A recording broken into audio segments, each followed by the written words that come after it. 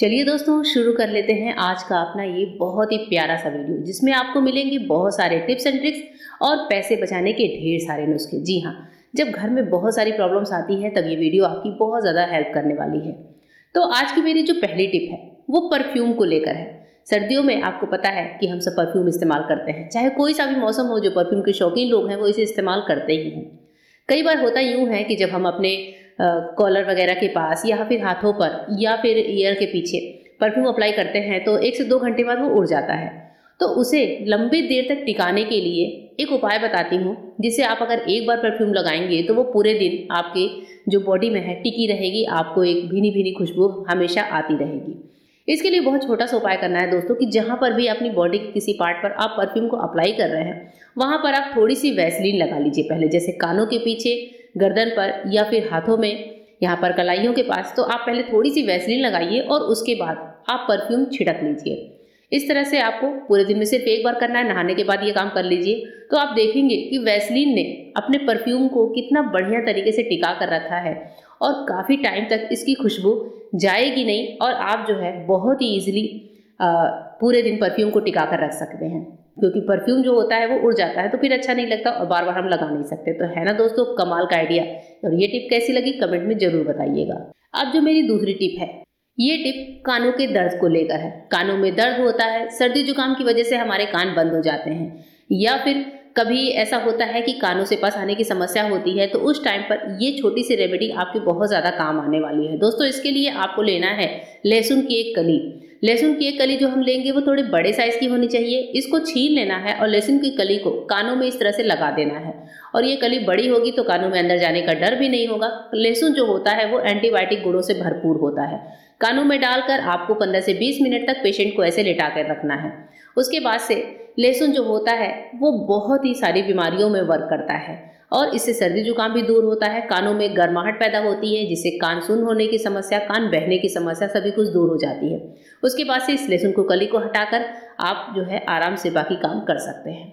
अब जो next tip है वो इस तरह के खाली पुराने ब्रशेस को लेकर है। कोई ब्रश होती है ना, हम लोग मार्केट से लाते हैं और बच्चे इसे कुछ ही दिनों में एकदम इस तरह से फैला कर रख देते हैं, क्योंकि बच्चों को ब्रश करने का आइडिया नहीं होता है तो वो आड़ा टेढ़ा करते हैं। ब्रश जब कभी नए में ही बहुत ज़्यादा फैल जाए दोस्तों, तो उसको वापस से हल्का सा रीशेप में लाने के लिए एक छोटा सा उपाय आपके साथ शेयर कर रही हूँ। शायद ये उपाय आपके काम आ जाए। तो ये जो ब्रश है मेरे बच्चे की है और ये काफ़ी ज़्यादा फैल गई है। तो इसके लिए आपको क्या करना है, ग्लास में लेना है अच्छा वाला गर्म पानी। पानी को बढ़िया से गर्म करेंगे और हमारी जो ब्रश है ये फैली हुई, इसे हम पानी में डालकर 15 से 20 मिनट के लिए छोड़ देते हैं। 15 से 20 मिनट के बाद हम ब्रश को वापस चेक करेंगे तो पूरी तरह से तो ब्रश सही नहीं होता, लेकिन हाँ, ब्रश हल्के से रीशेप में ज़रूर आ जाती है। तो अभी देखिए 15 से 20 मिनट हो चुके हैं। ब्रश को निकालने के बाद जब हम इसको चेक करते हैं तो आप ब्रिसल्स को ध्यान से देखिए। ब्रिसल्स काफ़ी हद तक जो है आपस में सही हो चुके हैं, चिपक भी चुके हैं। आपने पहले जो ब्रशों की हालत देखी थी उससे काफ़ी ज़्यादा ये सही हो चुका है ना दोस्तों। कमाल की टिप, ये टिप ज़रूर ट्राई करके देखना। नेक्स्ट टिप है बच्चों में होने वाले सर्दी जुकाम को लेकर। कभी कभी बच्चों की छाती में बहुत ज़्यादा कफ की जकड़न हो जाती है, बलगम जम जाता है, उन्हें बहुत ज़्यादा समस्या आती है सांस लेने में। तो उस टाइम पर कुटे हुए लहसुन और अजवाइन की इस तरह से पोटली बनाइए। लहसुन को मैंने छीला नहीं है, सिर्फ कूट लिया है और अजवाइन के साथ ले लिया है। सूती कपड़े में बांध कर इसकी एक पोटली नुमा शेप दे लेंगे और उसके बाद से हम गर्म करेंगे कोई सा भी बर्तन, कोई तवा, कढ़ाई या फिर इस तरह से छोटा सा कोई पैन। इस पैन में हम इस पोटली को हल्का हल्का सा सेक देंगे। जैसे ही लहसुन और अजवाइन की हल्की सी खुशबू आने लगे, आपको बच्चे की छाती पर इसी पोटली से सेक करनी है। पर ध्यान रखना है कि छाती पे बहुत गरम गरम नहीं लगाना है।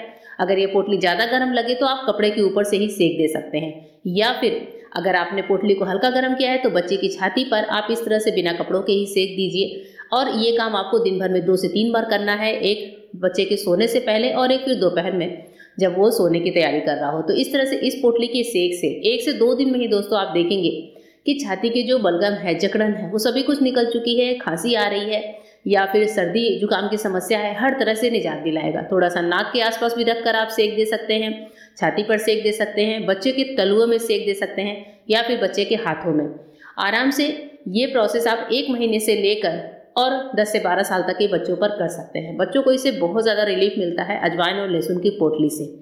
तो सर्दी की समस्या आती है, सर्दी के टाइम पे बच्चों को ये समस्याएं आती ही हैं, तो उस टाइम पर ये रेमेडी आप ज़रूर ट्राई करना। ये ट्राइड एंड टेस्टेड रेमेडी है दोस्तों, और ये बहुत ही इफेक्टिव तरीके से वर्क करती है। इसके अलावा आप जो दवाइयाँ दे रहे हैं बच्चों को वो ईजिली दे सकते हैं। चलिए बढ़ते हैं अपने नेक्स्ट टिप की तरफ। हमारी आज की जो नेक्स्ट टिप है वो वॉशिंग मशीन को लेकर है। आपने देखा होगा कि वॉशिंग मशीन के ये जो स्विच होते हैं ये इस तरह से गोल साइज में होते हैं, और होता ये है कि इनको हम पूरा एक राउंड घुमाते हैं कभी कभी इस तरीके से।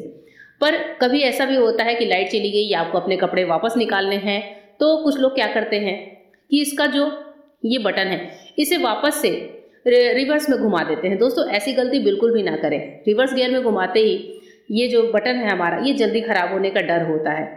अगर आपने इसे घुमाया है तो इसे पूरा घूमने दीजिए, पूरा एक चक्कर पूरा करने दीजिए, क्योंकि हम लोग जैसे ही इसे रिवर्स घुमाते हैं इसके बटन के अंदर के जो पार्ट्स हैं वो जल्दी ख़राब होने लगते हैं। तो जल्दी जल्दी के काम के चक्कर में ये गलती बिल्कुल भी नहीं करनी चाहिए। इस तरह से हमारे बटन बहुत जल्दी ख़राब होते हैं। होप करती हूँ ये टिप आपको पसंद आएगी, और ये जो टिप है वो सेमी ऑटोमेटिक वॉशिंग मशीन के लिए ही है। तो इस तरह से जब भी एक चक्कर आप इसको दें, पूरा इसे टर्न करने दें अच्छे से, कभी भी इसे बैकवर्ड की तरफ फॉरवर्ड ना करें।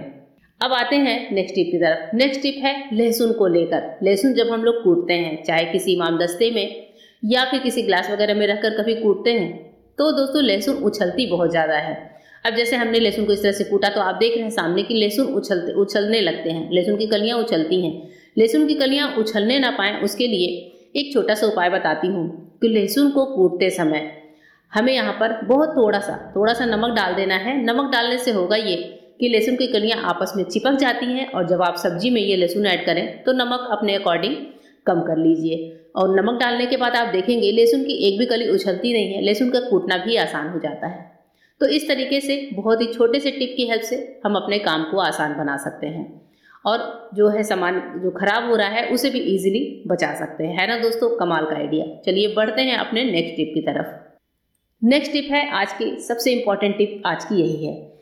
इसके लिए जब कभी होता है हमारे पास स्टीमर ना हो, हमें कुछ स्टीम्ड फूड बनाने होते हैं, कुछ भी उबालना होता है, बॉयल करना होता है, चाहे हमारे पास ढोकला पैन ना हो, तो भगोने में हमें ज़रूरत पड़ती है एक स्टैंड की। लेकिन अगर हमारे पास दोस्तों स्टैंड ना हो तो उस टाइम पे बहुत ज़्यादा समस्या आती है, क्योंकि जो बर्तन हम डाल रहे हैं स्टीम होने के लिए जिसमें सामान डालकर, वो बर्तन पानी में ही डूबने लगता है या इसमें पानी आने का डर होता है। तो उस टाइम पर आप कुछ पुरानी चम्मचें रखिए और चम्मचों को इस तरीके से कुकर में या भगोने में सेट कर दीजिए, और उसके बाद से आपको जो भी पानी वगैरह डालना है वो आप अपने प्रेशर कुकर में डाल दीजिए। चम्मच को सेट करने के बाद होगा ये कि इनकी एक स्टैंड की तरह एक लेयर बन जाएगी, और उसके बाद से पानी डालकर आपको जो भी बर्तन, चाहे ढोकले का है, चाहे फिर आप फरा वगैरह बना रहे हैं, या फिर कोई भी चीज़ आपको स्टीम करनी है। जैसे मैं यहाँ पर एग्जांपल के लिए प्लेट दिखा रही हूँ जिसमें मैंने कैरेट्स काट कर रखे हुए हैं। इस प्लेट को इस तरह से रख दीजिए, इसे आप गैस पर चढ़ा दीजिए, और उसके बाद से जाली लगा दीजिए, ढक्कन लगा दीजिए, जैसे भी आपको ढकना है ढक दीजिए, और आराम से अपने स्टीम फूड को पका लीजिए। तो बिना स्टैंड के बहुत ही ईजिली हमारा काम हो जाता है दोस्तों। है ना कमाल की टिप। और आज की पूरी वीडियो कैसी लगी कमेंट करके जरूर बताइएगा। फिर मिलूंगी मेरे नए वीडियो में, तब तक के लिए गुड बाय, थैंक यू।